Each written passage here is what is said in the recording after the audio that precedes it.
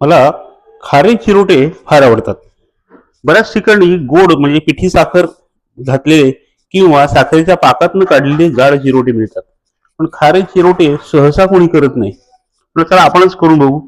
त्यासाठी एक वाटी मैदा आणि एक वाटी कणिक, चवीपुरतं मीठ आणि त्यात बसेल थोडंसं तेल इतकं की कोरडं पीठ मळल्यानंतर त्याचा घट्ट गोळा व्हावा इतपत मोहन घातलंय आणि पाणी घालून आधी ते हाताने सगळं मिक्स करून घेतलं कोरडं आणि फुडप्रोवर चांगलं घट्ट मळून घेतलंय. आता त्याचा आपण गोळा करू 15 ते 20 मिनिटं ठेवून देऊ.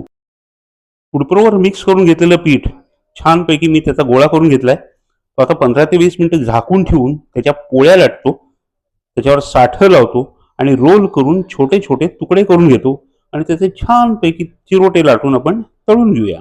अरे चिरोटे करण्यासाठी जो गोळा मी मळून ठेवला होता त्याच्या मी 7 पोळ्या लाटून घेतल्यात.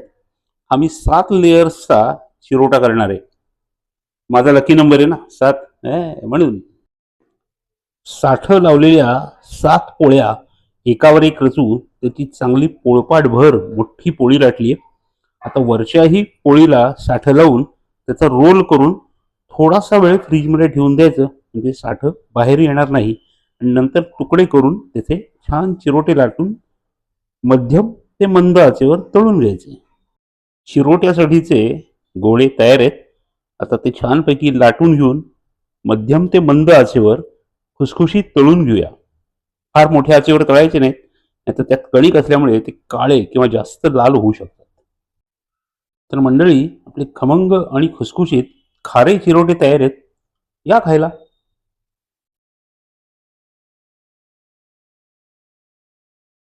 तर आपले थोडेसे खारट आणि थोडेसे गोड असे 50-50 7 लेअरचे चिरोटे तयार आहेत.